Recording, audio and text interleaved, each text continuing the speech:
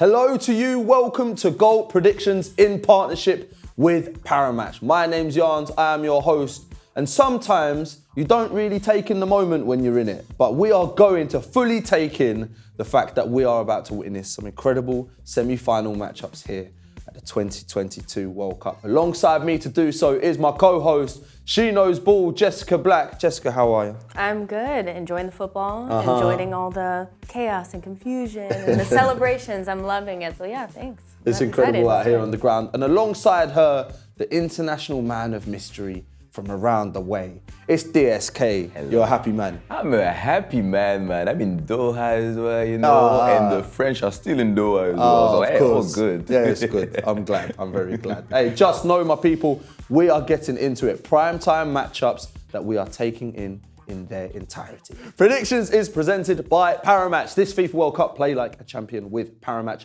the #1 global gaming platform. Go to the Paramatch website, sign up using the link in the description, and you will get a guaranteed 150% welcome bonus. Let's go into the first semi-final here. We are going to be taking through Argentina versus Croatia. A loaded matchup. Okay, the context. These two teams met in 2018 in the group stage. Croatia slapped them 3-0. Wow. More context. Croatia have made 6 World Cups. In 3 of them, they've made semi-finals. Serious candidates. Yes, what's going on here, man? And Argentina needs no introduction. This is the Messi story. This is the everything Argentina, everything for Messi.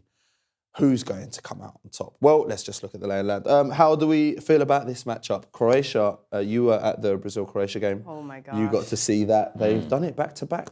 Penalty merchants, Yeah. absolute Penalty hard work. merchants, Like, yeah. They've only won one game. they've only won one game. How you in the semifinals? You only won one game. No, I think Croatia, they must have heard me talking about them. They must have heard me talking about They them, must calling them have. old men because they conserved all their energy to beat Brazil. It was an All of their amazing energy to game. beat Brazil. Yeah, and An I think amazing game. yeah, it was a really good game. You know, for me, I was devastated, but at the same time, like Croatia definitely showed the experience. Definitely comes in these circumstances, and so they have to play against an Argentina side that seems to have been growing in this competition.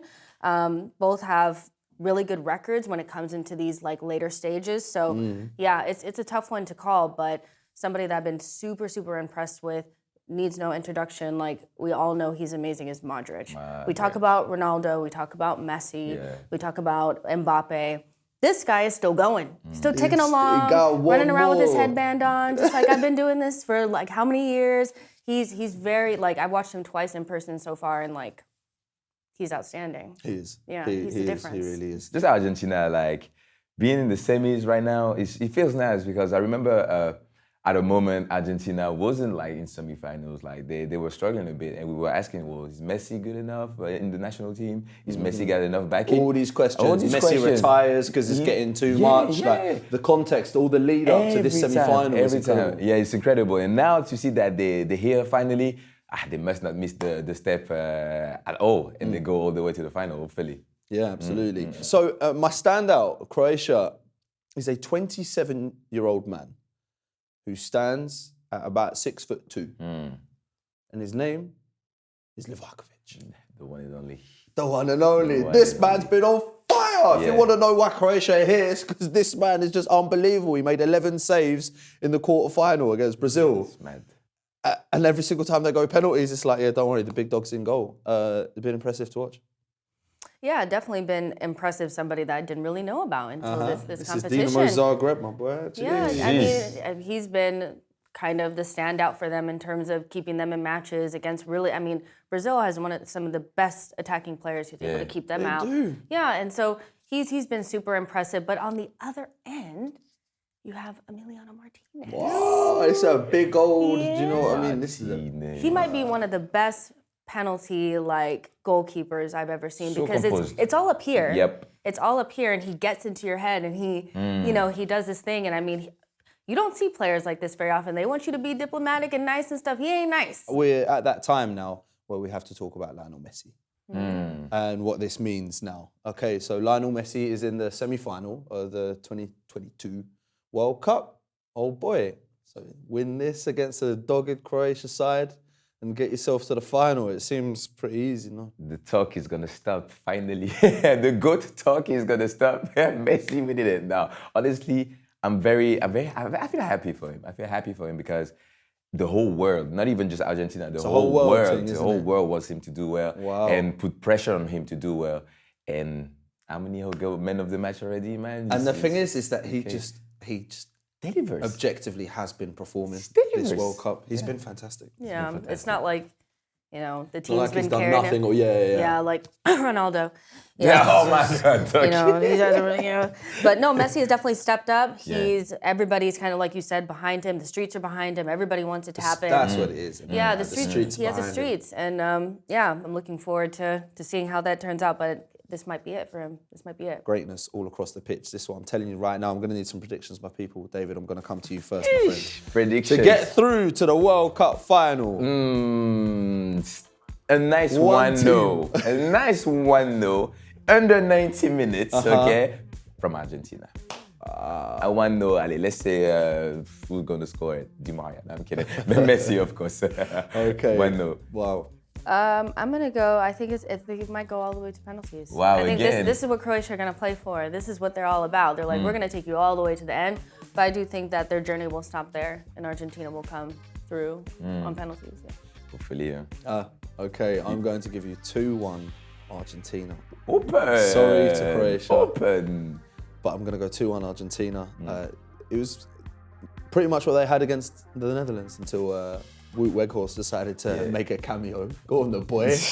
Go on the boy, a man that I have a lot of admiration for. So there you go, wow. So the predictions are locked in, and before I take you to our second primetime Showtime matchup of this World Cup, I want to take you to some work that we've been doing throughout the season. We've been talking to a host of big ballers about some of the stories that have made them tick and some of the things that have got them to where they are today, and perhaps a strong semi-finals baller in there as well. All right. The best player I played with is Mesut Ozil. I think everyone knows how good he is. Cristiano Ronaldo, top player, simply the best. I'd say Moussa Dembele, when I was at Tottenham, you know, one of the best trainers that I've ever seen. David Silva, he just made everything look so easy. It's got to be Wayne Rooney with his records and what he's won. Was when I was at Everton. The best player that I played against is Messi. He's a magician on the pitch, and you just can't get the ball off him. He's magical. Messi, because he's very fast, he's a very good striker. We know his left foot.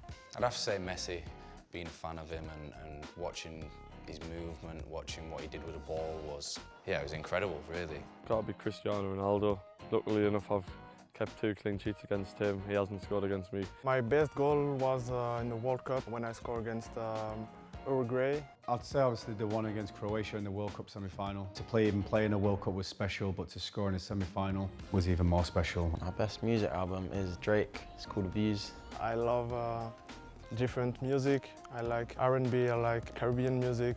The funniest person in the dressing room is Sambi Lokonga.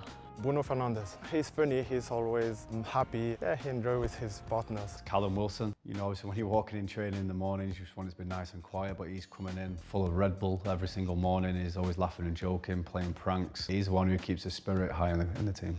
Some seriously big names, including Rafa Varane. What a career. Okay, now, all right. So this guy has been very good for very long now. For very long, yeah. Okay. Yeah. Goat status. He's becoming a bit of a France legend.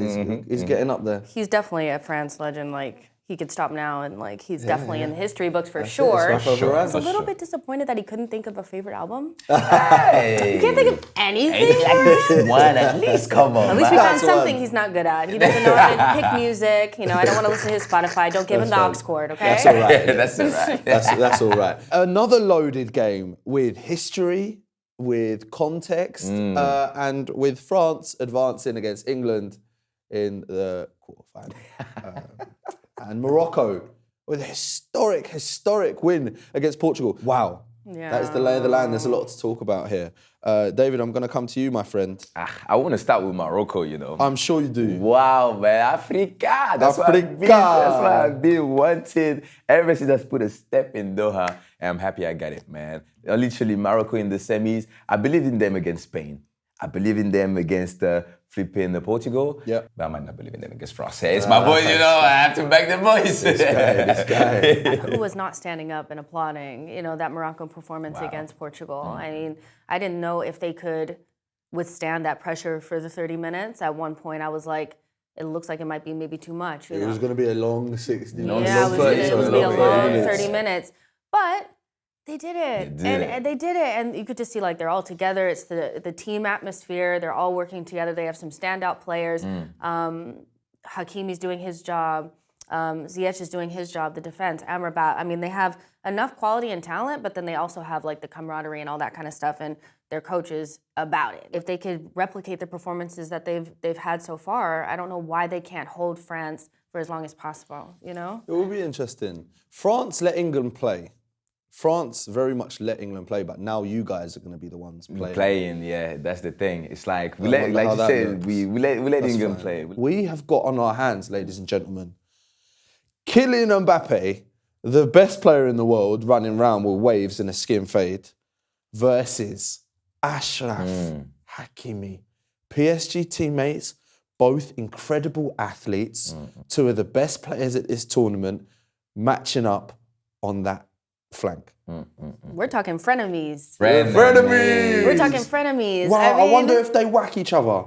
You have to. I would, honestly, if I was one of them, I'd crunch it. Kobe Bryant style, I'd crunch them early, first 2 minutes. First 2 minutes. Go for This Paul is a right in the chest. This is a right in the chest. This is a 90 minutes crossing It has that to. white line team. Yeah. I mean, they're best friends. They know each other very well. Hakimi's going to know all of Mbappe's tricks. Mbappe's going to know the opposite. He's going to know Hakimi as well. But at the same time, like, I'm looking at Hakimi. He's a really fast player, but like, does he have what it takes to stop Mbappe? I think Mbappe is pretty much unstoppable in a way. Like, and I know that people, he was, Kyle Walker did a really good job. I'm like, I think Mbappe was chilling. Mbappe was I think chilling. Mbappe was chilling. Wow. Can I get your predictions, please? Jess, I'll come to you first. I'm going to go 1-0 France. 1-0 France. Yeah, I still think Morocco they're gonna defend deep. They're gonna defend well. They're gonna try to be 2 banks of 4, all that kind of stuff. But France is gonna have too much, and they won't be able to score on the other end. So 1-0. 1-0, yeah. Morocco don't concede. They don't concede, so I think we might go all the way to pens in that one. That would be insane, but pens and France to win on pens. France to win on pens. Yeah, no, it's possible. Morocco don't concede. It's tough. Okay. I've been right so far, so let's see. Nice. Let's see. My Moroccan brothers, it's a long day, man. I'm going to go 3-0 France. Wow. No faith. I mean, I take it. The people, we're coming to the end of the show now. I want to say a massive thank you to my co-host, the She Knows Ball, Jessica Black, and alongside her, a man that's very happy to be back. Very happy. The international man of mystery from round the way, DSK. Don't forget to check out all the Paramatch odds using the link below and wake up the game and score your winning goal in every FIFA World Cup match with Paramatch. My people, goal predictions, crunch time, prime time, show time, right here. My name's Jans, and it's nice to be nice. Enjoy yourself.